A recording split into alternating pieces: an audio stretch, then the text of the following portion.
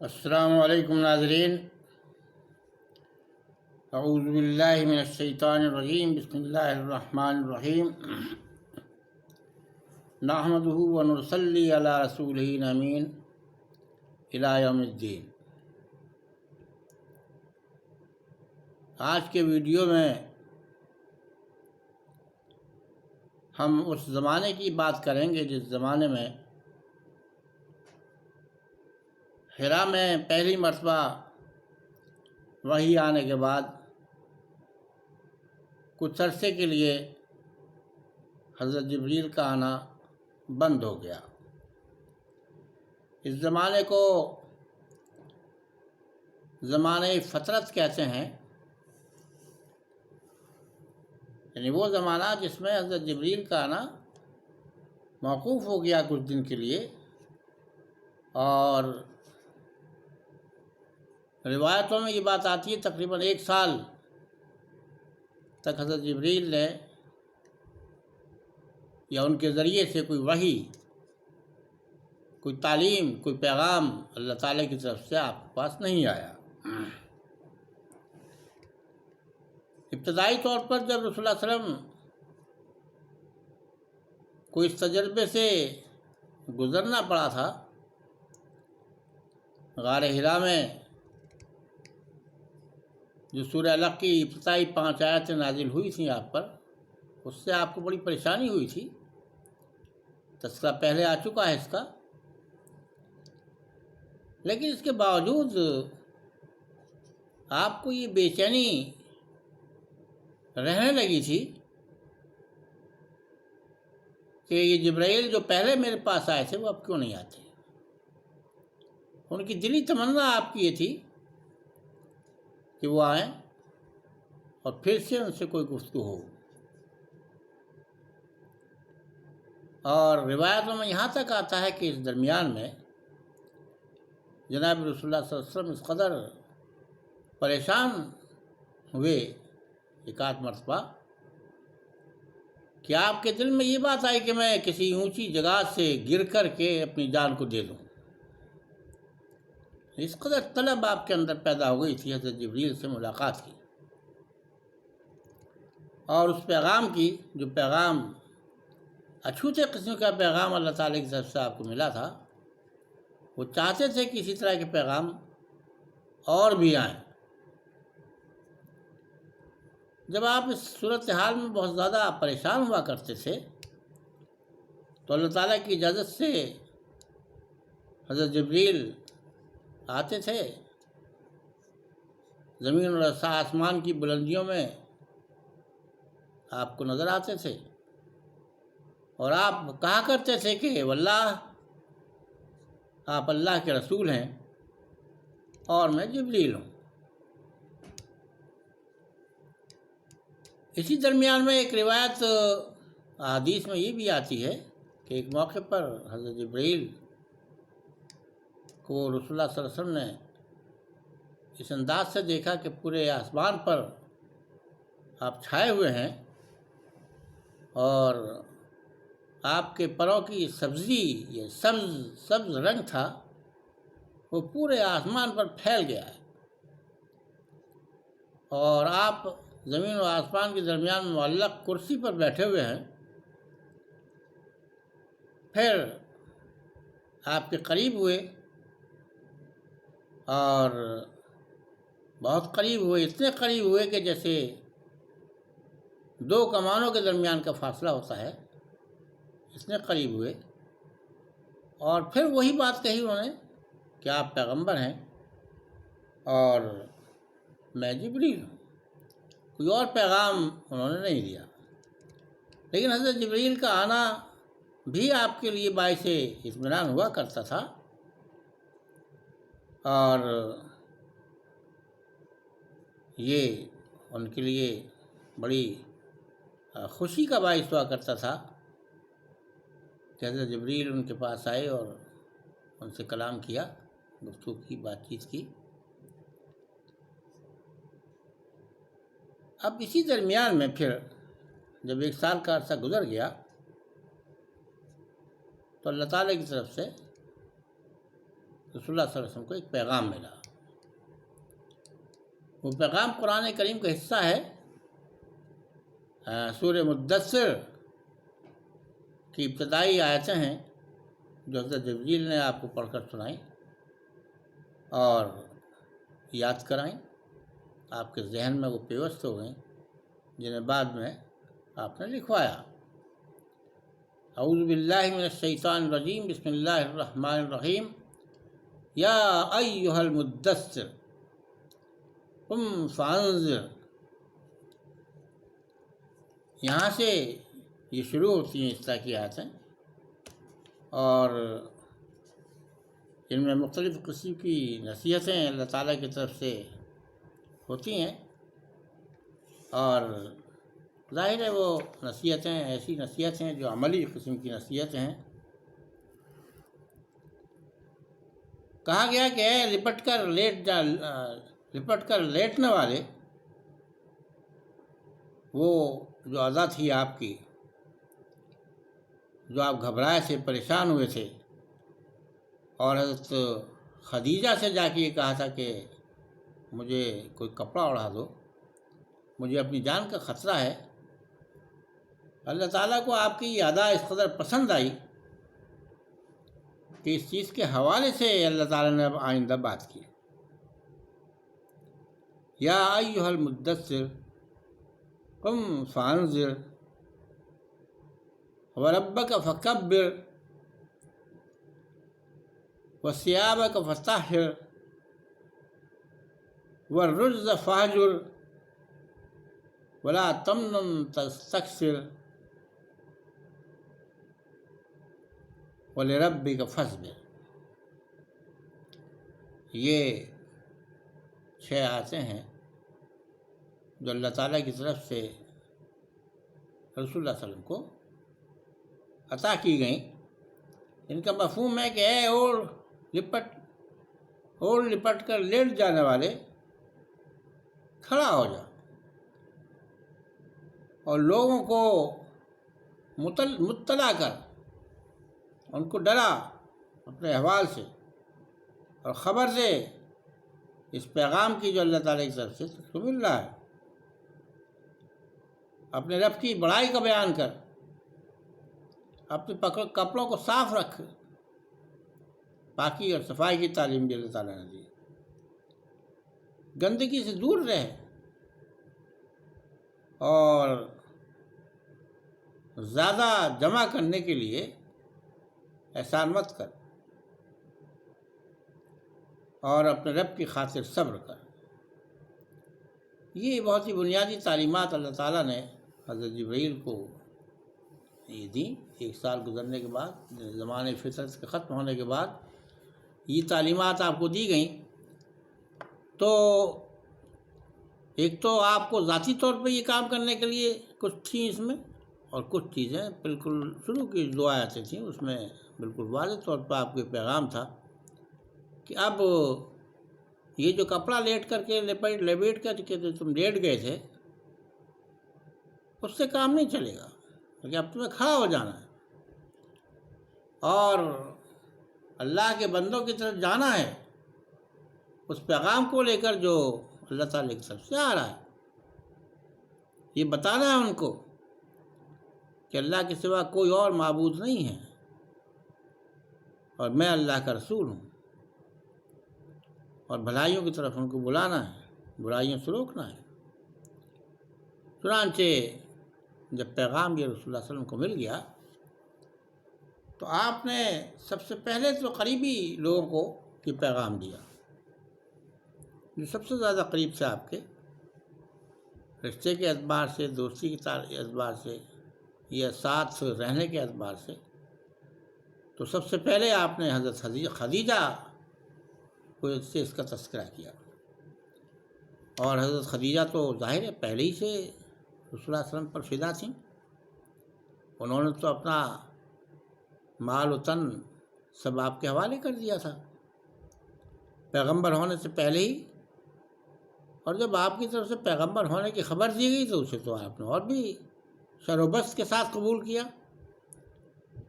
چنانچہ عورتوں میں وہ سب سے پہلی شخصیت ہیں جنہوں نے اسلام قبول کیا، اور عورتوں اور مردوں ہی میں کیا بلکہ عورت مرد سب میں ملا کر کے آپ پہلی شخصیت ہیں، کیونکہ سب سے پہلے رسول اللہ صلی اللہ علیہ وسلم نے یہ بات حضرت خدیجہ ہی سے کہی، اور فوراً حضرت خدیجہ نے اس کو قبول کر لیا، کوئی انتظار نہیں کیا، یہ نہیں کہا کہ میں سوچوں گی، غور کروں گی، مجھ میں ہمت ہے یا نہیں ہے تب بتاؤں گی، نہیں، فوراً آپ نے اس کا اقرار کر لیا۔ چنانچہ سب سے پہلے اسلام قبول کرنے والے لوگوں میں سر فہرست حضرت خدیجہ کا نام آتا ہے، عورتوں میں بھی اور مردوں میں۔ پھر آپ نے حضرت ابوبکر صدیق، جو آپ کے بچپن کے ساتھ کے دوست تھے، آپ کے ساتھ رہے تھے، آپ کی طبیعت میں اور آپ کے مزاج میں دونوں کے بہت ہی ایک دوسرے سے ملتے تھے، اور ہمیشہ ساتھ رہتے تھے، ایک دوسرے سے ملتے تھے، بیٹھتے تھے، کھاتے پیتے تھے، اور ایک دوسرے کے ساتھ مشورے کرتے تھے۔ جب پیارے نبی صلی اللہ علیہ وسلم نے ان سے اس کا تذکرہ کیا تو انہوں نے بھی فوراً آمنا و صدقنا کہہ دیا، ہم ایمان لائے اور ہم نے تصدیق کی آپ کی۔ تیسری شخصیت جو رسول اللہ علیہ وسلم کے غلام تھے، بعد میں جنہیں آپ نے اپنا بیٹا بنا لیا تھا، حضرت زید بن حارث، وہ ولی ایمان لانے والوں میں سے تیسرے نمبر پہ، اور پھر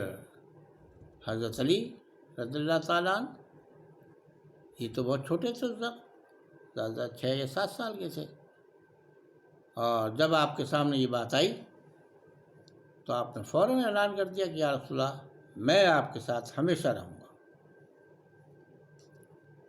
یہ بحال بالکل ابتدائی طور پر جو رسول اللہ علیہ وسلم کی تعلیم کو جن لوگوں نے قبول کیا اور پیغمبر کی حیثیت سے آپ کو تسلیم کیا، وہ یہ لوگ تھے، بالکل ابتدائی طور پر جنہوں نے جو تسلیم کر لیا انہوں نے۔ اس کے بعد رسول اللہ علیہ وسلم آہستہ آہستہ خاموشی سے اپنے ایسے لوگوں سے بات کرتے رہے جو طبیعت اور مزاج کے اعتبار سے پہلے ہی سے نیک تھے، اور آہستہ آہستہ ان سب کو خاموشی سے تعلیم دینا شروع کر دیا آپ نے، اور وہ آپ کی بات کو قبول کرتے چلے گئے۔ انہوں نے رسول اللہ علیہ وسلم کو تسلیم کیا، اور ساتھ ہی ساتھ پھر اپنے اپنے دوستوں سے انہوں نے تذکرہ کیا اور بات کہی تو وہ ان کے دوست بھی ایمان لے آئے۔ اس طریقے سے تقریباً 130 لوگ ایمان لے آئے۔ یہ قافلہ اسلام کا کارواں آہستہ آہستہ چپ کے بڑھ رہا تھا،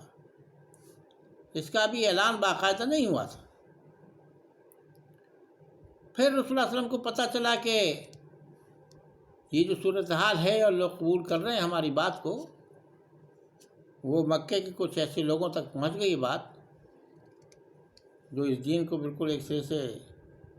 گوارا کرنے کے لیے تیار نہیں ہے۔ تو آپ کو یہ محسوس ہوا کہ شاید میرے ساتھیوں میں سے کسی کو کوئی گزن پہنچائے، کوئی نقصان پہنچائے، تو آپ کا ایمان لانے والوں میں ایک مومن ارقم نام کے تھے، ان کا مکان صفا پہاڑ کے قریب تھا، اور اچھا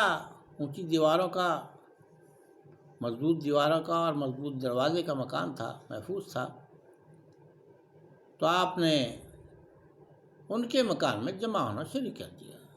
مسلمان وہیں پہنچ جاتے تھے سب مل کر کے، اور رسول اللہ صلی اللہ علیہ وسلم ان کو دین سکھاتے تھے، اور جو جتنا قرآن اس وقت تک نازل ہو چکا ہوتا تھا آپ کے اوپر، وہ آپ ان کو یاد کراتے تھے۔ یہ آہستہ آہستہ جب تک کام چلتا رہا، لیکن اللہ تعالیٰ نے ایک وقت پہ آ کر کے یہ اللہ تعالیٰ نے چاہا اپنے نبی سے، اور یہ پیغام بھجوایا کہ اب یہ خاموشی سے جو آپ کام کر رہے ہیں اب اس سے آپ باہر نکلیے، اور علی اعلان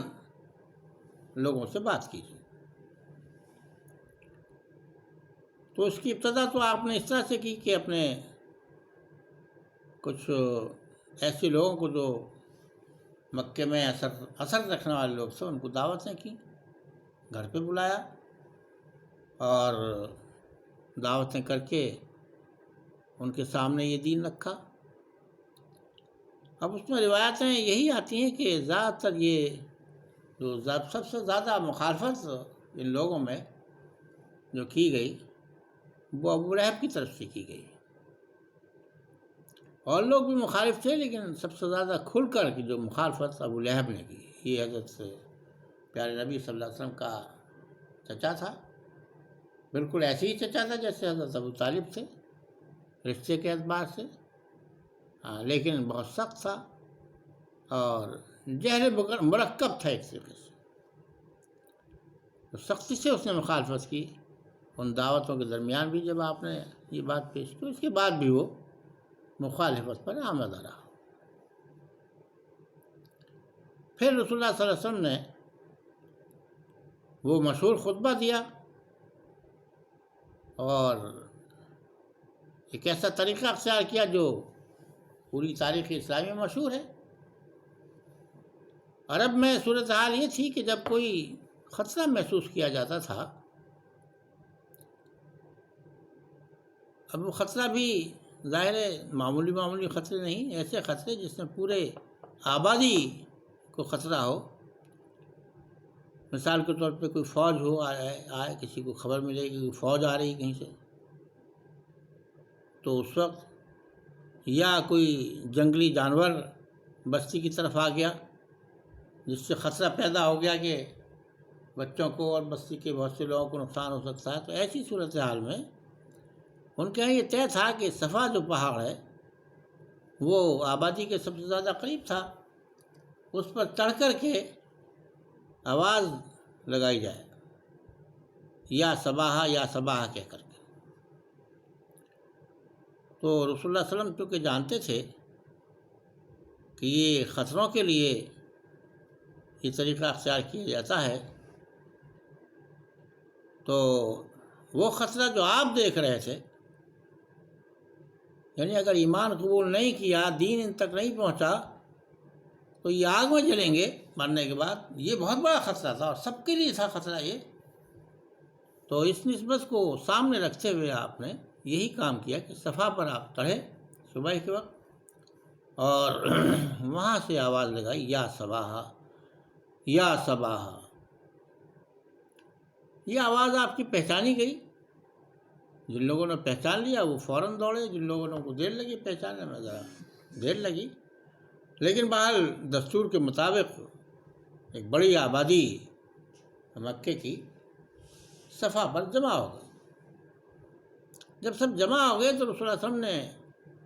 وہاں ایک خطاب کیا لوگوں سے، اور خطاب میں پوچھا کہ دیکھو اس پہاڑی کے پیچھے کا منظر بھی میں دیکھ رہا ہوں، اگر میں تم سے یہ کہوں کہ اس پہاڑی کے پیچھے ایک فوج چھپی ہوئی ہے جو تم پر حملہ کرنے والی ہے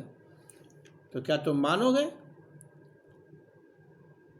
تو سب نے بیک زبان کہا کہ ہاں ہم بالکل مانیں گے، ہم تمہیں ہمیشہ سے امین اور صادق مانتے چلے آ رہے ہیں، ہمیشہ تم سچ بولتے ہو، اگر تم اس طرح کی بات کہو گے تو ضرور ہم تم کو تسلیم کریں گے۔ تو پھر آپ نے فرمایا تو پھر میری بستی کے لوگوں، میں تمہیں آگ سے بچانا چاہتا ہوں، اور اس سے بچنے کا طریقہ یہی ہے کہ تم